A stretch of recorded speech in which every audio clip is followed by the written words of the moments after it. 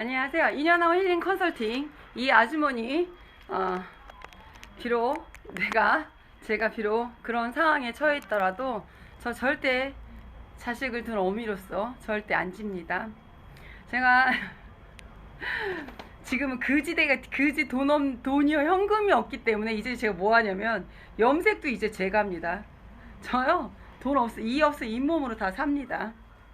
그래도 자유는 얻었잖아요. 자유. 하이 안녕하세요. 자유를 얻었잖아요. 지금 이제 그동안 돈이 없어서 제가 염색 못했어요. 근데 괜찮아요. 괜찮아요. 염색 못했으면 염색약 제가 오늘요 선물 받았어요. 염색약 없으니까 또 이렇게 또 선물을 또 받네요. 제가요 법적으로 하려고 상담 요청해서요 제가 제 인권과 애들의 인권을 챙기려고. 하이 도경 하이 송이 하이 태훈님 하이. 촬영하지 말라고. 너 안 해. 엄마 하는 거야. 제가요 지금 1시 45분이니까 15분에 클리면 돼요. 머리 감으면 돼요. 제가 이거 머리 염색하러 많이 가봐서 제가 하는 거 아는데요. 이제 제가 염색을 하면서 삽니다. 근데 꼭 이게 나쁜 것만은 아니에요. 많은 것도 배우잖아요.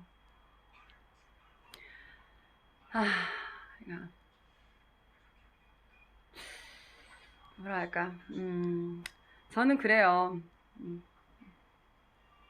그래도 제 입장에서는 애들 아빠였기 때문에 제가 분하고 억울해도 참았어요.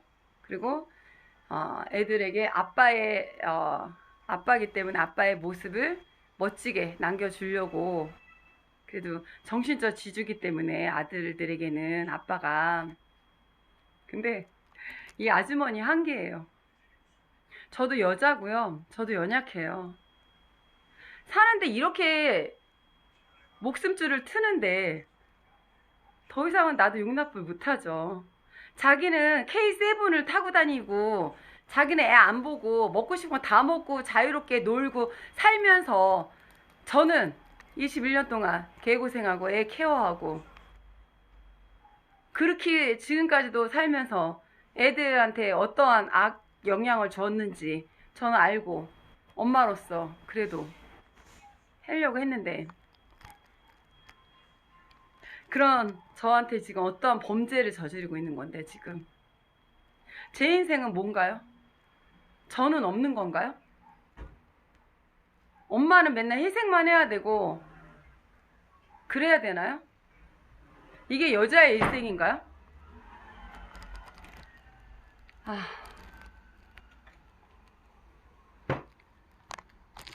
제가요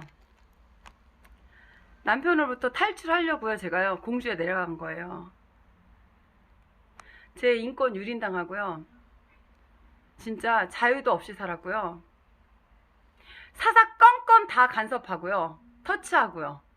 내 애를 낳은 내 엄마도 나의 자유를 나를 함부로 하지 않는데 결혼했다는 그 이유 하나만으로 저한테 21년간 저를 성적으로 학대를 하고 가정폭력을 했고 나한테 거짓말 치고 구라치면서 지 놀 거 다 놀고 애들은 나한테 다 떠넘기고 돈도 제가 벌어 살았어요.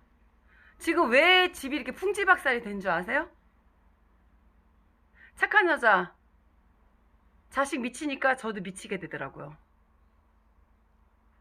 내 새끼들이 왜 지적장애 됐는 줄 아세요? 아버지의 폭언 때문이에요. 집에 와서 아버지가 함부로 말하고 애들한테 막말하고 그런 데 있어서 애들은요 상처받아요. 걔네들은 백지거든요. 제가 그걸 어떻게 이해를 하냐면 제가 공주에 요양병원에 조리원으로 일했다고 했잖아요. 저의 우울증을 육체적인 노동을 해서 저는 극복을 한 거예요. 가만히 있으니까 미칠 것 같아서 뭔가 빡시게 일을 해야 될 것 같아 제가 조리원 일을 한 거예요. 그걸 하면서요 저는 배웠어요. 많은 걸 배웠어요. 그리고 우리 애들이 제가 거기에 선생님들이 각자의 자기 주장대로 싸우고 소리 지르고 그러면서 제가 가운데서 제가 멘탈이 깨지더라고요. 내 남편 무식하다고 내 공주를 내려갔는데 그들의 삶 속에서 싸우고 이런 게 일상이더라고요. 근데 저는요 그렇게 살아보지를 않았어요. 제가 잘났다는 게 아니고 뭐 위대하다는 게 아니에요. 저도 하찮아요. 근데 중요한 건 뭐냐면 살아온 방식이 너무 차이가 지면 네? 살아온 방식이 너무 차이가 지면 이게요 힘들어요. 진짜 힘들어요. 제가요 우리 엄마한테 진짜 미안해요. 그때 부잣집 남자들 선 봤을 때 내가 이놈은 말아먹을 놈 저 뭐 이랬던 제가 사랑하나 믿고 그것도 서울에서 일하다가 내려 직장에서 만났고 그러니까 우리 엄마가 항상 하는 말이 야근 고양이 밤눈 어둡다고 뭐 고른 게 쭉쟁이 골랐냐고 항상. 그리고 딴 사람들은 이혼도 잘하는데 너는 이혼도 못하냐 이렇게 항상 얘기했어요. 근데 제가 왜 이혼을 못했냐면 혼자를 두 아들을 키울 수가 없는 거예요. 그러면 누가 새아빠가 우리 애들을 키워줄 수 있을까요? 아니에요. 친아빠는 그래도 친아빠기 때문에 뭐라고 해도 애들이 상처를 받아도 새아빠보다는 낫다는 거죠. 그럼 내가 내 애 아빠가 애들을 야단치고 함부로 하는 것도 제가 그건 예의가 없고 그건 안 된다고 했던 여자가 다른 남자 만나가지고 그 속에서 제가 애들을 키우겠어요? 제가 돌대가리는 아니잖아요? 제가 듣고 보고 배운 게 있는데 에? 일상적으로 부모의 인생에서 본 그런 경험과 지식들이 많이 배운 세대인데 그렇지 않나요? 그리고 제가 왜 한 남자한테 이혼을 3번 하고 지금 4번째 이혼한 줄 아세요? 정신 차리려고 해서 바람 피워서 그래 그럼 갈 때 가자 이거 이혼한 거예요. 이혼을 했는데 몇 달 놀고 또 들어와. 애 미끼로. 그러면 내 착한 경옥이 또 받아줬어요. 왜? 그래도 애 아빠가 나으니까. 우리 엄마가 하는 말이 첫 단추 잘못 끼면 똑같다. 본 남편이 그러면 그보다 나은 남자 고를 확률 없다. 그래도 본 남편이 최고다. 저 맨날 그 세뇌 받으면서 컸어요. 그리고요 제가 도둑가님이 어떠냐면요 혼인신고하지 않은 선에서 성관계하는 건 다 부도덕이라고 전 배웠어요. 그래서 남편과 다시 또 혼인신고를 한 거예요. 그래서 또 기회를 줬는데 남편이 또 까르마가 습성이 노는 게 몸에 밴 사람이기 때문에 그 버릇을 못 고치는 거예요. 그럼 어떻겠어요? 마누라는 또 뭐라 하죠. 집에 일찍 들어와서 애 봐주세요. 나 일해야 되니까 봐주세요. 근데 애 보는 게 쉬운가요? 노는 게 쉬운가요? 뭐가 재밌어요? 당연히 노는 게 재밌죠. 제가 놀아보니까 알겠다. 노는 게 너무 재밌더라고요. 저도 반항하려고 저도 좀 놀았거든요. 40 넘어서. 근데 진짜 재밌어요. 그건 알겠다는 거야. 남자의 특성 이건 알겠다는 거야. 그러면 그거예요 저는. 그러면 아내의 필요와 자식을 잘 건사하면서 노는 건 뭐랄까 안 해요. 근데 우리 애들 아빠는 그걸 안 했잖아요. 그래서 저 어떻게 됐나요? 제가 얼마나 많은 상처와 손해와 경제적인 손실 이루 말할 수가 없어요. 그래 그런 물질은 없어도 살아. 2번째 애들의 감정적인 상처 이건 어떻게 할 건가요? 걔네들이 또 커서 결혼을 하고 거기에서 또 자녀를 낳고 또 그 부인이 이 남편 내 자식이 보고 배운 그 아빠의 특성 엄마의 그런 거 싸우는 그걸 올바르게 특히 아들들은 아빠를 본받는데 제가 여자만 딸만 둘이었다면 또 틀려졌을 거야. 얘네들은 남자라는 거죠. 남자는요 엄마도요 얘네들이 어느 크면요 엄마도 무시해요. 여자라고. 그게 남자의 성향과 여자의 성향이 틀린 거예요. 심리학적으로. 다른 거예요. 근데 우리가 여기서 다른 거를 인정하는 것과 나에게 잘못한 걸 포용하는 거는 틀린 거예요. 내가 피해를 보고 내가 상처받고 내가 죽을 판인데 그 사람이 다르다고 해서 그 사람 다른 성품을 나한테 계속 피해를 주는 건 그건 다른 게 아니에요. 그건 그 사람이 잘못하는 거예요. 그래서 이건 시정이 들어가야 되는 거예요. 제가 가정폭력을 해서 7월 25일 날 공주에 내려갔어요. 내 큰아이가 가장 말 잘 듣던 애가 딱 지나고 나니까 생년 지나 딱 성인 되니까요. 사고 빵빵 쳐요. 제가 남편한테 그랬어요. 10,000원, 20,000원, 10만 원 아끼지 말고 호미를 막을 거 가래로 막지 않게 애들 케어 잘하자. 그 누차 도움을 요청했어요. 끊임없이. 그러니 애 좀 봐주세요. 조금. 노는 건 나중에 노시고 지금 이 아이 키울 시간에는 좀 도와달라고 제가 그렇게 얘기를 했어요. 강 건너 불구경, 마이동 부, 닭대가리, 거기에서 전문 용어가 나온 겁니다.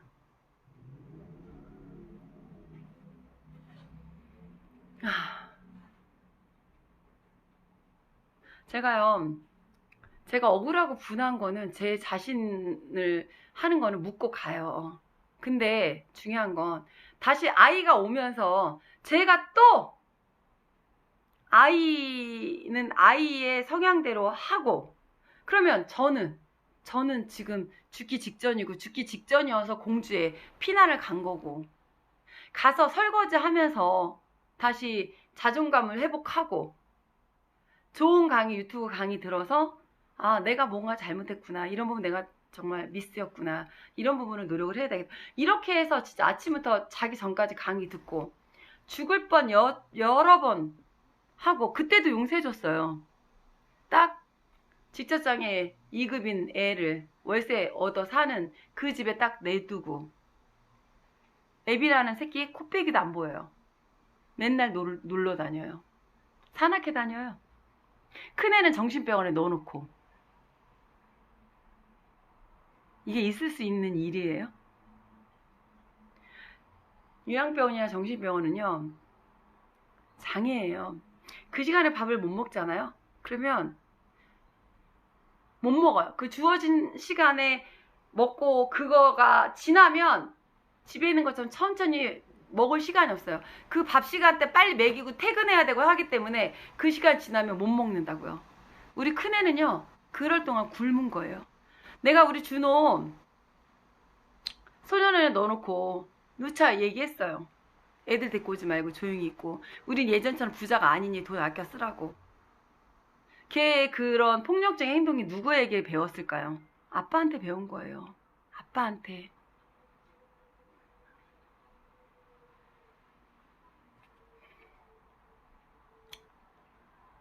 저는요 이거 전국적으로 알릴 거예요. 이거 한국의 이 아버지들요 바뀌셔야 돼요.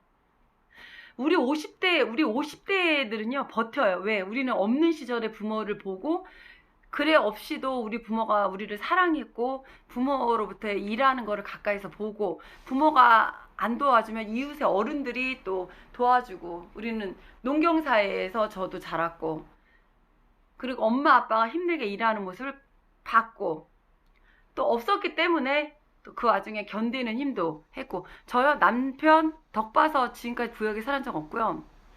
저요 아가씨 때부터 명품백 명품 가방 썼고요. 저 쎄빠지게 일해가지고 그렇게 하면서도요 저 돈 모아서 전세도 제가 얻었어요. 결혼할 때 자금요 결혼 자금도 제가 모아서 시집 갔어요. 부모에게 엄마한테 손 안 벌렸어요. 제가요 이렇게 당당하게 말할 수 있는 거는 왜 말할 수 있는지 아세요? 저는 남편의 부유함으로 지금의 소비를 한 게 아니에요.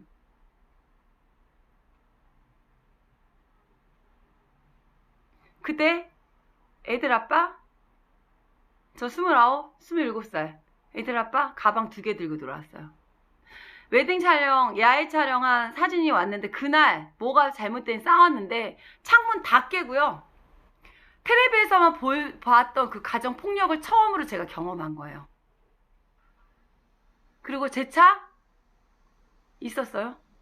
그 차 회사 동료 여자애랑 밤늦게 타고 다니다 그거 폭삭 말아서 차 폐차했어요. 그때 알아봤어야 되는데 제가 너무 순진무구해서 몰랐던 거예요. 지금 제가 3년 우울증 걸려서 누워서 가만 생각해보면 이제는 알겠어요. 제가 너무 사람을 모르고 다 제 수준에 있는 사람들처럼 예의 바르고 착한 줄 알았던 거죠. 변태적이고 성적이고 성욕적으로 이렇게 함부로 들이대거나 이런 사람 한 명도 없었어요. 저는 남편도 그런 수준인 줄 아는 거예요.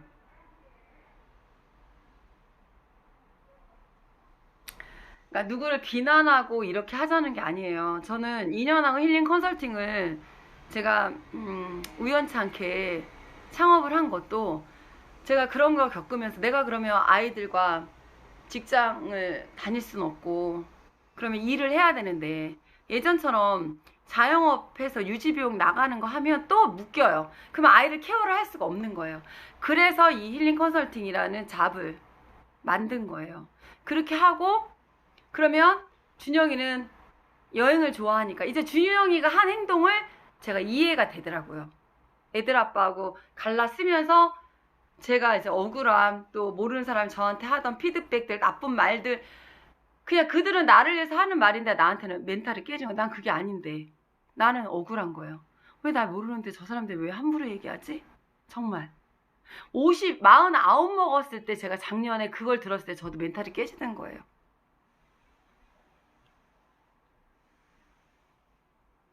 근데 그거 아세요? 자기 수준대로 말하는 거?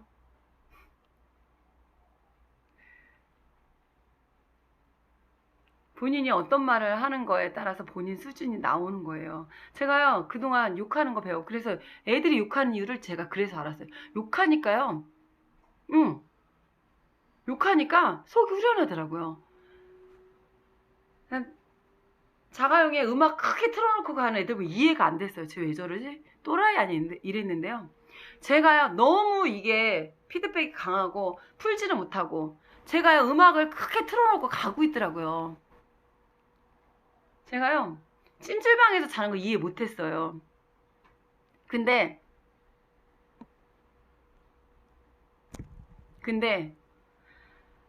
갑자기 가족이 있다가 없고 하니까 혼자가 너무 외로운 거예요. 그러니까 제가 찜질방에 가서 자고 있더라는 거예요. 집에 오기 싫어서 무섭고. 그러니까 우리 준영이의 심정을 제가 이해가 되는 거예요. 우리 작은 애의 심정도 이해가 됐고, 아 이게 우리 아이들의 문제가 내가 부모로부터 잘못된 그걸 방법 몰라서 무지해서 우린 인간이는 한번 연습하고 이렇게 하면 되게 잘되게 처음 길이잖아요. 초행길이다 보니 버벅대는 거예요. 그래서 누구가 잘못됐다고는 전 말 못해요. 그러나 제 기준에서 얘기를 하는 거예요. 이거는 제 기준이에요. 누구나 다 그렇게 평가하는 건 아니에요. 전 남을 평가하거나 이런 말 하지 않아요. 그냥 제 삶을 얘기하는 거고 제가 느꼈던 거 제가 50평생 살면서 알았던 그런 거 제가 20대를 보내고 10대를 보냈고 20대를 보냈고 30대를 보냈을 때 그런 마음 40대를 보냈던 그런 마음 50대에 지금 접어들어서 지금의 마음 또 자녀들이 어렵고 이제 유치원 갔다가 초등학교 갔다가 중학교 가고 또 고등학교 되고 사춘기 되고 가장 착했던 준영이가 큰애가 그런 돌발 사고를 뻥뻥뻥 터뜨렸을 때 물론 저가 잘했다는 건 아니에요. 저도 잘못이 많아요. 왜냐하면 저도 저 나름의 까르마가 있기 때문에 원칙주의자였거든요. 저도 주어진 틀 안에서 반듯하게 교과서적으로 저도 살아야 된다는 그런 모험색적인 그런 취기예요. 그러니까 남편의 입장에서 저도 엄청 불편했겠죠. 여자가 너무 빤듯하고 뭐든지 완벽을 추구하니까. 그래서 저도 인정해요. 근데 중요한 건 여기서 제가 다 잘했다는 거 아니에요. 중요한 게 뭐냐면, 그래, 우리는 어른이니까 상관이 없다는 거. 그러면 자녀 기준에서 한번 생각을 해보자는 거. 자녀, 내 자녀. 자식을 낳았잖아요. 그럼 낳은 책임감은 져야 된다는 거죠. 그럼 자녀 인생에 우리는 부모로서 어떤 영향을 끼쳐야 되는가. 그리고 그 아이가 결혼을 하고 시집을 갈 때 나는 우리의 결혼 생활에 어떤 영향을 끼치는 부모가 될 것인가. 세 번째, 그 아이가 손녀, 손주를 낳았을 때 어떤 부모의 역할을 내 아이가 가서 가정을 꾸려서 어떻게 잘할 것인가. 이게 하나의 가정 문제가 이게 또 사회의 문제가 되는 거예요. 사회 문제가 국가적인 문제가. 그래서 국가가 이런 재정 복지에 돈을 쓰는 이유가 결과적으로 그건 나를 위해서 쓰는 거예요. 그러면 요즘에 ADHD 지적장애 애들 이거요 원인이 있어요. 엄마들 맨날 엄마 아빠 돈 애들 좋은 옷 입히고 잘 먹이겠다 맨날 나가서 쎄 빠지게 일하고 힘드니까 집에 와서 잠만 자고 애 뭐하면 화내고. 그러면 걔는 그걸로 또 배우겠죠. 그러면 돈이 중요한 건가요? 물론 돈은 필요해요. 그러나 돈보다 더 중요한 건 자녀의 인격 형성인 거죠. 그렇다고 아내만 맨날 참아야 되나요? 자녀 양육을 위해서? 그 여자 죽어요. 저 몇 번 자살했고요. 죽을 뻔했어요. 저요 방바닥에요 뒤어서 하상 치료까지 피부 이식 수술까지 했어요. 그 남편을 살면서. 제 사고는 도저히 이 남자가 이해가 안 가요. 제가 숨이 막혀요. 저요 목 디스크가 오고요. 블랙헤드까지 왔어요. 몸에 전체가 마비가 왔어요. 그런 경험도 했어요. 21년 살면서. 제 입장에서 제 사고방식으로는 도저히 남편의 사고방식을 이해할 수가 없었다는 거죠. 그래서 어른들이 집안 내력을 보고 환경을 보고 그 사람의 수준, 이거는 학벌을 얘기하는 게 아니에요. 초등학교만 나와도요. 그 사람이 인격이 제대로 되어 있고 자녀에 대한 애정, 자녀의 미래를 걱정하는 부모라면요. 초등학교 안 나와도 돼요. 그럼 우리 부모들은 대학 나왔나? 초등학교 안 나왔어도요. 우리 부모들은요. 그 본연의 그런 것들을 했어요. 자식들에게. 저도 그런 사랑을 받고 자랐고.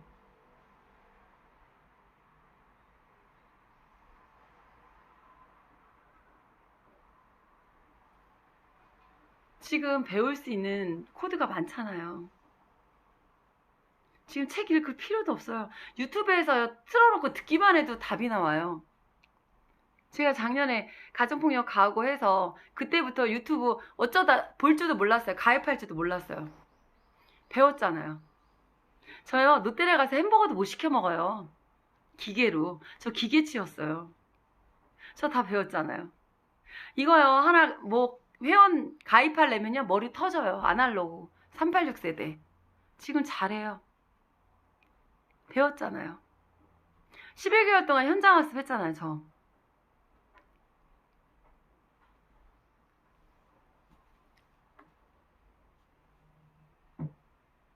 아이고 5분 추가했네. 이제 머리 감으러 가야 돼요. 여러분 근데요 나쁜 게 꼭 나쁜 것만은 아니에요. 봐요. 돈 주고만 할 줄 알았지 이렇게 하는 거 못했는데 배웠잖아요. 저는요 없으면 없는 대로 살아요. 왜? 없는 세월 살아봤거든요. 저는요 금수저도 아니고요 아무것도 아니에요. 그렇다고 내가 뛰어나게 많이 배운 것도 아니에요. 노력해서 그동안 배운 거예요. 제가 50평생 꾸준히 공부를 했어요. 제가 그렇다고 없는 것도 아니에요.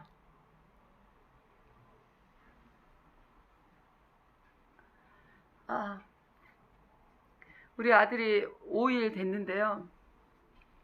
제가 너무 멘탈이 깨져가지고 다시 마비가 와가지고 지금 여기 목이랑 마비가 와서 제가 부항으로 여기 피 다 뺐어요. 제가 경락하잖아요. 마우스 여기 있지. 아니지 준호야. 여기 너 책꽂이 있는데 거기에 똑바로 해놓고 책꽂이 있는데 거기 양말이랑 속옷이랑 다 해놨잖아요. 아드님. 진짜요.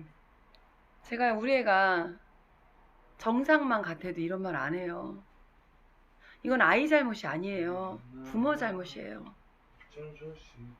자식을 보면 부모가 보인다고. 그래서 저는요 제 대에서 끊으려고 하는 거예요.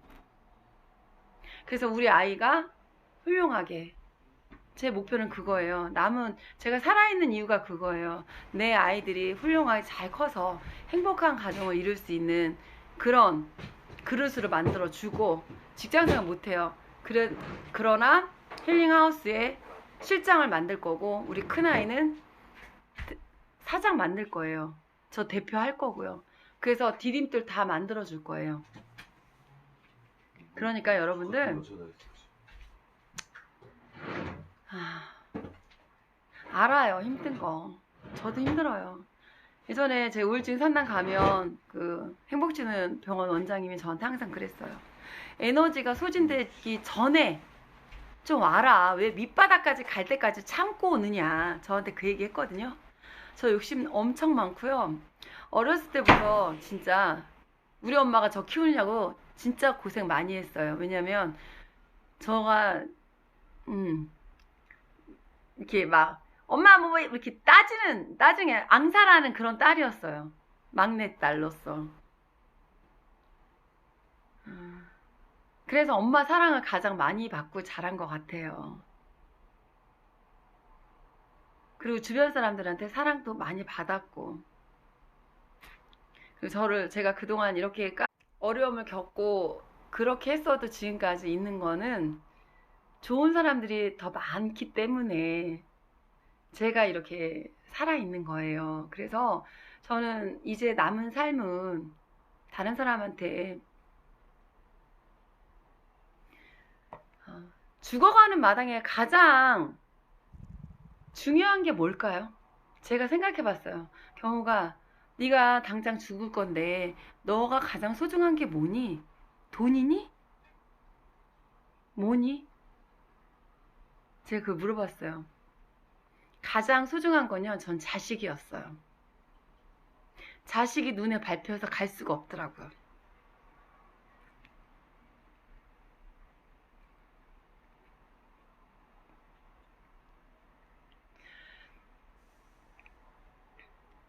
그래서 저는 저 살기 바쁘고 내 새끼 케어하고 사느냐고 정말 바빴어요. 그리고 모든 되는 집들의 자녀 언니들을 보면 정말 자식에게 너무 잘해요. 그리고 엄마가 없어도 되는 집 자식은요, 엄마가 나가서 없어. 그래도요, 아빠가 딱 잡고 키우는 아들들은요, 딴 데로 새질 않아요. 제가 보면. 근데 아들들은요, 엄마가 아무리 잘해도요, 새요. 그래서 아빠의 힘이 필요한 거예요. 그래서 제가 참고 견딘 거예요.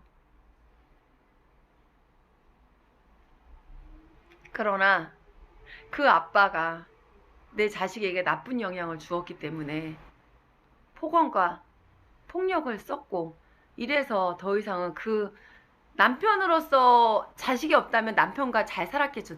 둘만 살았다면. 그러나 자식 있는 상황에선 이건 아니에요. 전 자식한테 손을 들어야 돼요. 남자는 없이 살아도 자식 없이는 못 살아요. 그게 모든 엄마들의 마음일 거예요. 근데 거기에 왜 자식 버리고 간 엄마도 있다 이렇게 얘기하는 사람이 있어요. 왜? 그 엄마가 오죽하면 자식을 버리고 갔겠냐고요. 제가 우리 집 키우던 고양이 2마리 키울 수가 없어서 준호가 소년에 가 있고, 준호 때문에 그 고양이를 키웠는데 그 고양이가요, 2마리가요 자기 분수 모르고 제가 걔한테 종살이 하고 있더라고요. 똥 치우고 밥 차려주고 이러고. 이건 아니다 했어요. 그래서 바깥에 내놨더니 난리를 치는 거예요. 그래서 제가 걔를 요양병원을 갖다 놨어요. 그랬더니요, 거기서 전화 왔어요. 그래도 양심 있어서 미안해. 거기 요양병원에 고양이가 많았거든요. 그 같이 먹고 살으라고 그랬더니, 그리고는 제가 우리 스승님한테 사실은 우리 고양이 갖다 놨다 얘기를 했어요. 그랬더니 전화 왔어요, 저한테. 고양이 데리고 가라고. 걔네들은요, 제가 따뜻한 물로 목욕시키고요, 돈 없어도 참치캔 간식, 고양이 간식 사다 먹이고요, 사료 먹이고, 그렇게 방 안에서 키웠던 애예요, 고양이가. 그러나 갑자기 추운 겨울에 바깥에서 살고 요양병원에 거기 갖다 놓고 해는 이 고양이는 완전히 난리도 아니겠죠. 미치겠죠. 그래서요, 걔네들을 담아서 가니까, 제가 부르니까 다 나오더라고, 애들이. 그래서 간식 사주고 잘 데리고 가서 좋은데 거기다가 갖다 놨는데요, 큰애는 알더라고요. 딱 제 차에서 안 내려와요. 걔네들 떼어놓고 오는데요, 제가요, 피눈물 나더라고요. 하물 고양이도 떼놓는데 이렇게 아프면. 그래서 그 버리는 엄마의, 자식을 버리는 그 엄마의 심정, 그때 제가 이해했어요. 아니 하다못해 고양이도 키우던 고양이 2마리도 갖다 버리면서 이렇게 마음이 아프고 짠하고 발이 안 떨어지는데, 하물며 4배 아파서 난 자식 떼어놓고 사는 그 어미는 얼마나 힘들까. 그 전에 저도 이빨은 소리 했죠. 아무리 힘들어도 자식은 키워야지, 엄마가 이랬죠.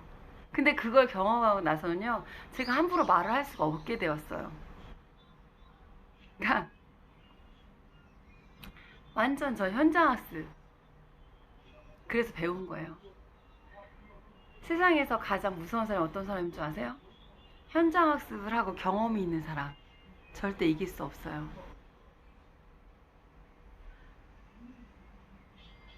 이제 착한 경옥이 없어요. 착한 딸 없어요. 제 권리, 내 인권, 내 행복추구권, 자유 찾고 살을 거예요. 사는 동안은. 그리고 내 아이의 인권을 침해하거나, 내 아이가 그동안 아빠로부터 얼마나 인권 유리, 장애 아이인데도 불구하고 아빠의 폭언, 폭력, 우리 세 가족이 겪었던 그거를 저는 낱낱이 다 폭로할 거예요. 그렇게 애들 아빠가 만들었어요. 보세요. 그리고 지금 이 땅에 사는, 지금 세대 공감이 안 되죠. 80대, 70대, 60대, 50대, 40대, 30대, 20대, 10대, 08년생들, 10대 애들 모여라 제가 들어가 보면 말이요 다 짧아서 제가 이해를 못해요. 우리의 심리를 알려고 제가 거기 들어가서 보거든요. 장난 아니에요. 그리고 걔네들 엄마 다 바빠요. 그리고 어렸을 때 다 떼어놓고, 저는 우리 애 작은 애요, 7개월 때부터 놀이방부터 보냈어요. 그래서 제가 지금 이렇게 아이 때문에 고난을 당하는 거예요. 제 업보죠.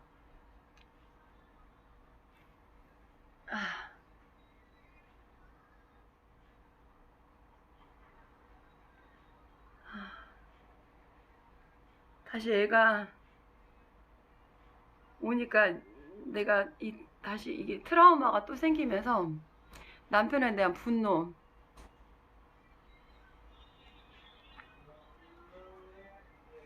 기본 생활비 지원도 안 해요.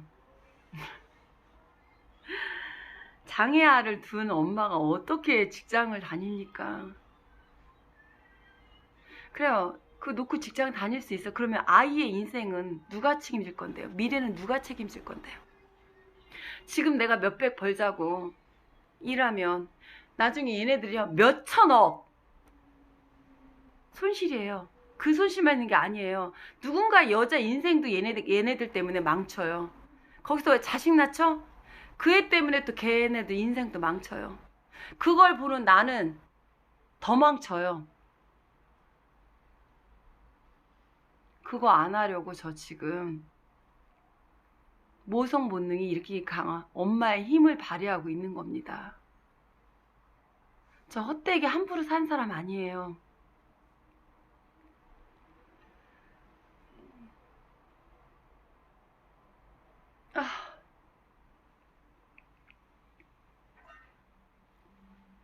저 목표가 있고요.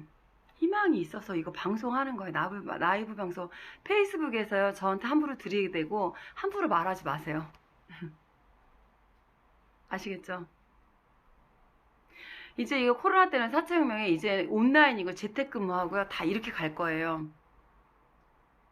대면 안 해요, 이제.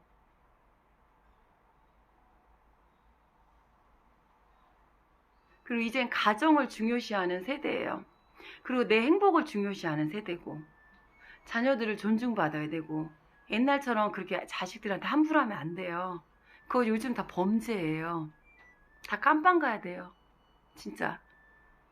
그 무식해서 자기가 무식하게 본인 사는 건 상관없는데, 옆에 있는 사람한테 피해를 주면 그거는 범죄라는 거예요. 전 피해자예요.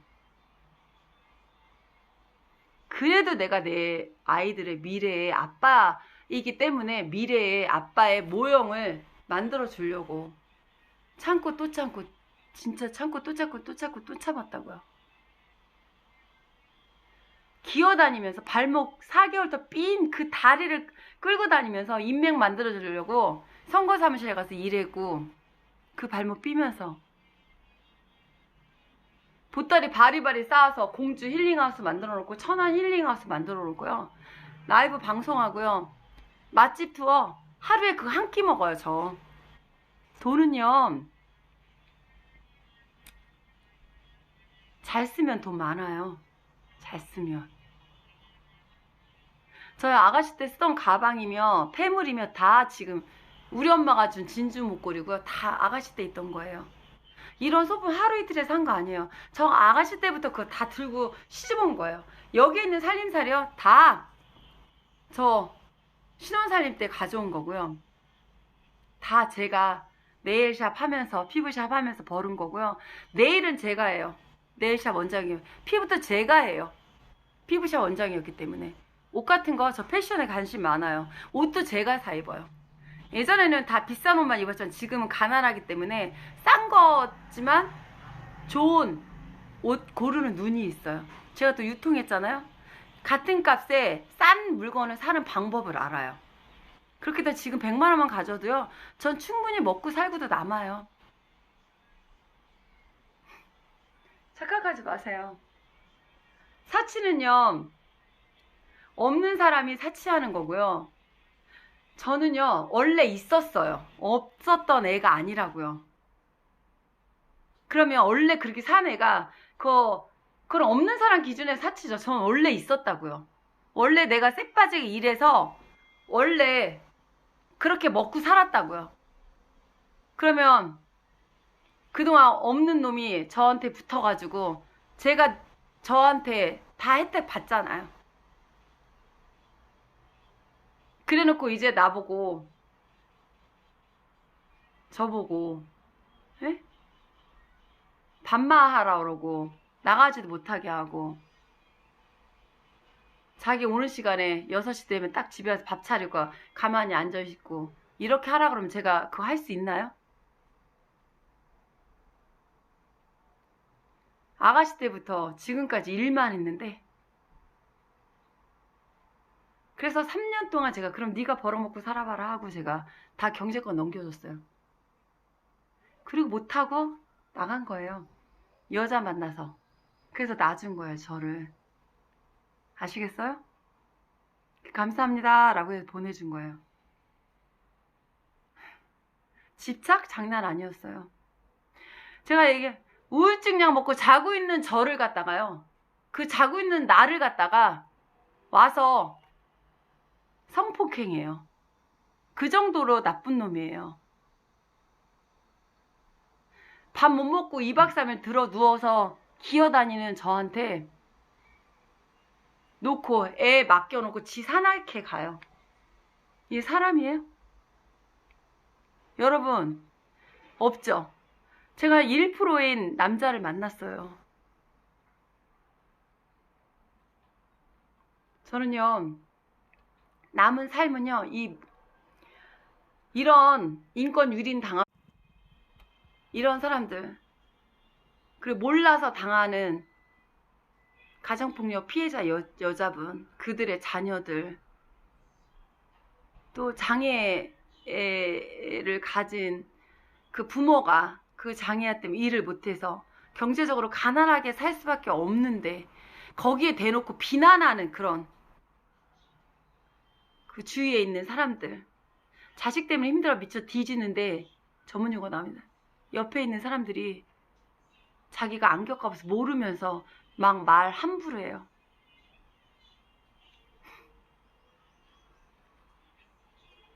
저 경험자예요.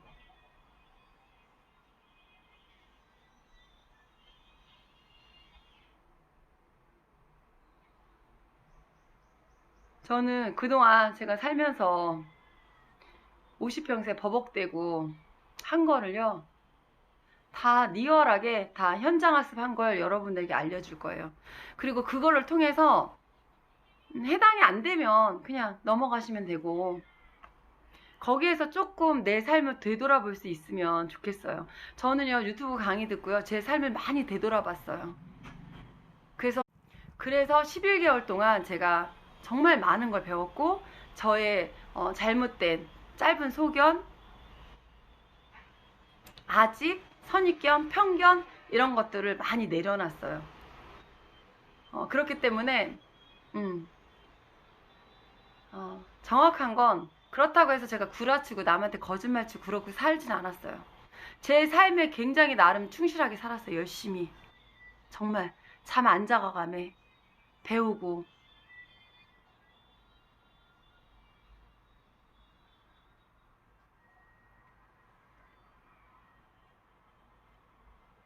제가 진짜 쌓인 게 너무 많아가지고 입만 열면.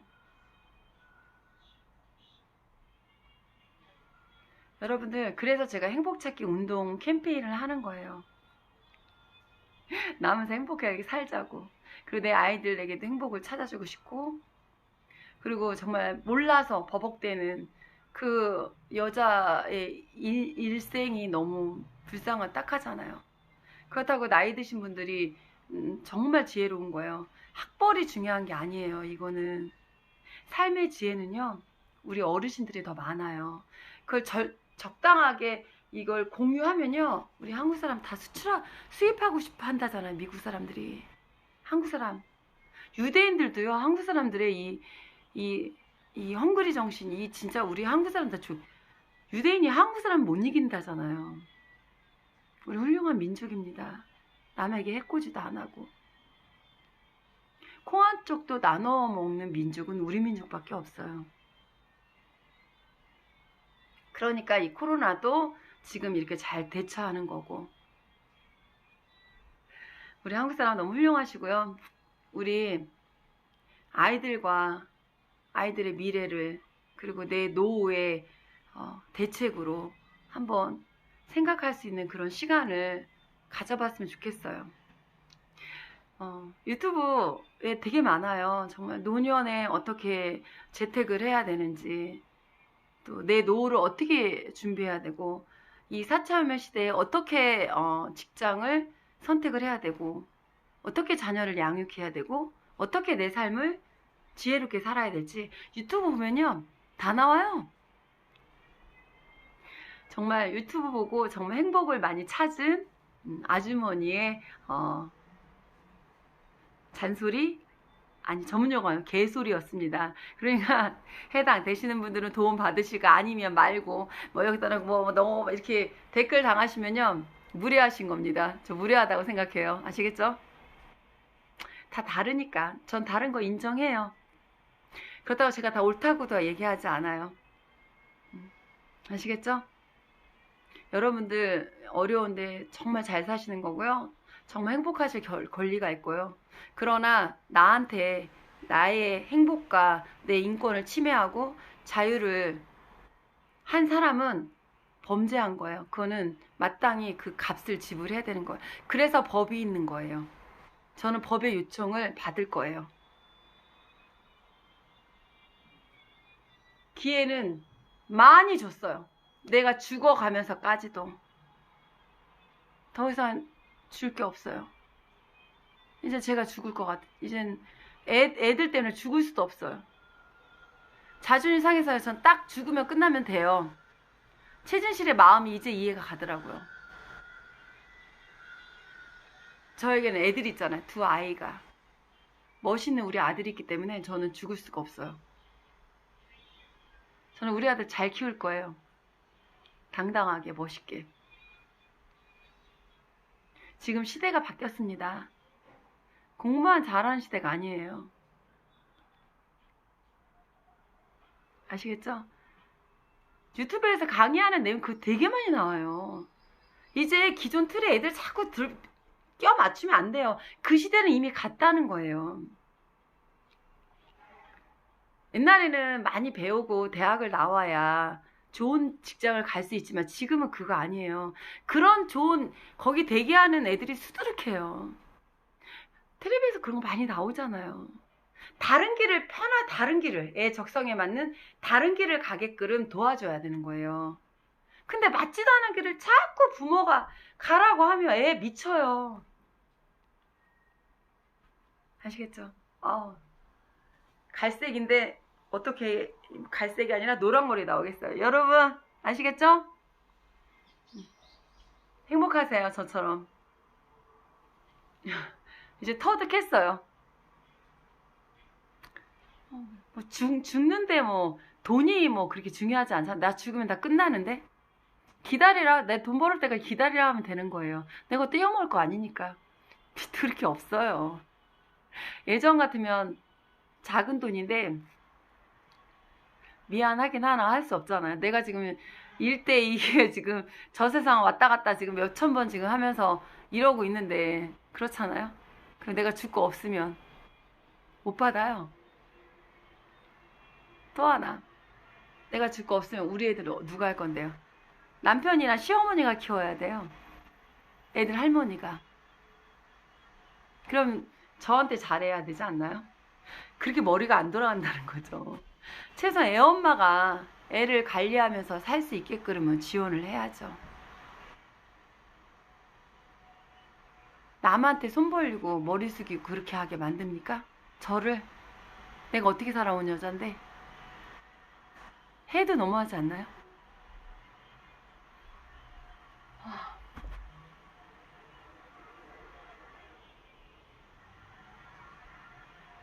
여기서 가정폭력으로 7월 25일 날 갔을 때 그 증상이 다시 또 나타나요. 애가 없을 때는 이렇게 힘들지 않았어요. 없었어. 애가 나오니까 남편에 대한 분노 이런 게 다시 올라오고 아이의 필요를 해주다 보니까 제가 너무 벅차요. 지금 저도 아파 죽겠는데 돈도 벌어야 되고 할 일이 태산인데 그리고 또 아이에게 또 미안하고 그러니까 그런 이중적인 마음 때문에 죽을 것 같아요.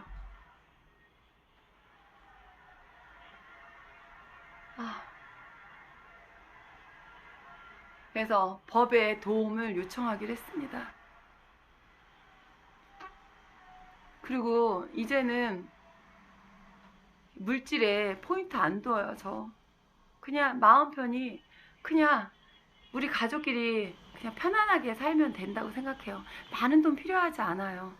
그러면 판을 벌리지 않아요. 저는 그냥 적은 것으로 가진 것으로 만족하고 적은 것으로 그냥 살아요. 그게 마음 편해요. 그리고 저한테 폭언과 내 자유를 터치하지 않는 남편이 없으니까 정말 살 것 같아. 숨이 튀어져요.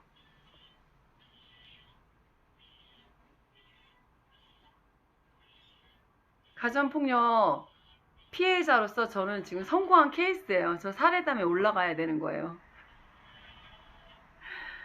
여기 다 나비가 와서 제가 여기 다 피 다 뺀 거예요. 발목 삔데에도 제가 다 피 뺐어요. 어열. 그러고 버텼어요. 지금 11개월 차예요, 제가. 7월 25일 되면 1주년이에요. 이제 7월 25일 날 제가 1주년이에요. 독립. 아주머니 독립 1주년이라고요.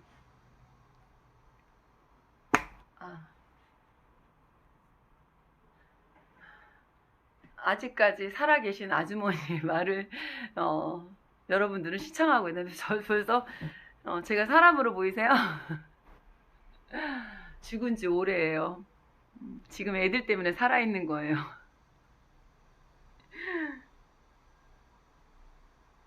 힘내세요. 맨날 죽는다 죽는다 그래도 죽지를 않더라고요. 죽는 게 더 어려워요. 그래서 그 죽을 힘으로 설거지 했더니 힐링이 되더라고요. 그래서 제가 강원산 불교대에 가서 설거지 봉사를 그래서 하는 거예요. 저한테 힐링이 되어서. 그 이제 서두르지도 않아요. 내가 죽을 마당인데 급할 게 뭐가 있는데요. 내가 죽는다 생각하면 급할 게 하나도 없어요. 애 터질 게 뭐가 있어. 내가 죽는데. 그렇잖아요. 두 번째, 내 새끼가 가장 소중해. 급할 게 뭐 있어요. 내 새끼 보고 있는데. 급하지 않아요. 음.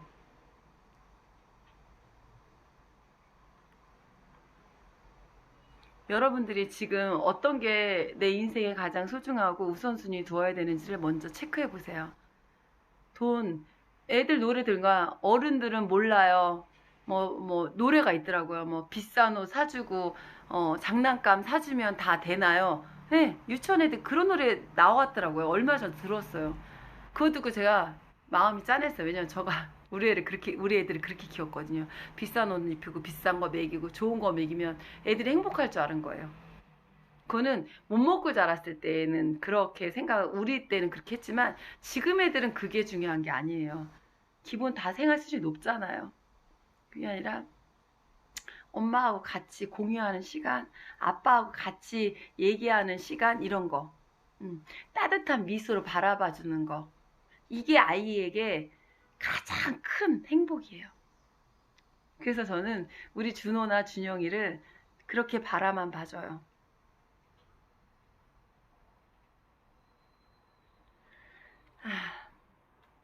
우리 큰애가 맨날 이렇게 편지 와요. 저 일주일에 편지 2번 보내고요. 일주일에 2번 면회 가요. 10분 면회를 가요. 여러분들도 자식의 미래를 한번 생각해 보세요. 내 욕구, 내 욕심만 생각하지 마시고. 전 제 욕심만 생각하다 이런 결과가 된 거예요. 제가 왜 그랬는지 모르겠어요. 그런 잘하면서 없이 살고 그래서 그랬나 봐요. 저도 어렸을 때. 그래도 다행이잖아요. 더 늦기 전에 지금부터 열심히 해도 전 충분히 잘 먹고 잘 살 수 있어요. 여러분 오늘도 행복하시고요. 우리도 이제 서양처럼 개인주의가 되어 갈 수밖에 없고, 그리고 그 상대편의 인격을 존중을 해줘야 돼요. 나이가 어리다고 해서 함부로 말하거나 가르치거나 말하면 안 돼요. 그 상황을 잘 모르잖아요. 인격적으로 우리는 존중을 해줘야 돼요. 서양처럼. 아시겠죠? 하여튼 아주머니의 개소리는 여기서 끝내겠습니다. 바이바이. 태호님 시청해주셔서 감사합니다. 스봉님 시청해주셔서 감사합니다. 스봉님과 태호님이 있어서 또 6분의 시청자가 계셔서 이 아주머니 행복합니다. 감사해요. 바이바이. 그 5일 동안 못했어요, 방송을. 제가 우리 소중한 봄을 키우느냐고. 바이바이. 이제 할 수 있어요. 이제 많이 안정을 취했고 좀 많이 잡았어요. 행복하세요. 오늘 행복해야 내일도 행복할 수 있는 거예요. 내일의 행복을 위해서, 내일의 부유함을 위해서 오늘 희생하는 그 희생은 결코 바람직스럽지 않다는 거죠. 그렇다고 오늘 행복하자고 막 살라는 거 아닙니다. 본분을 지키고 자기의 책임을 다하는 삶이 결과적으로 행복이라는 거죠. 바이바이.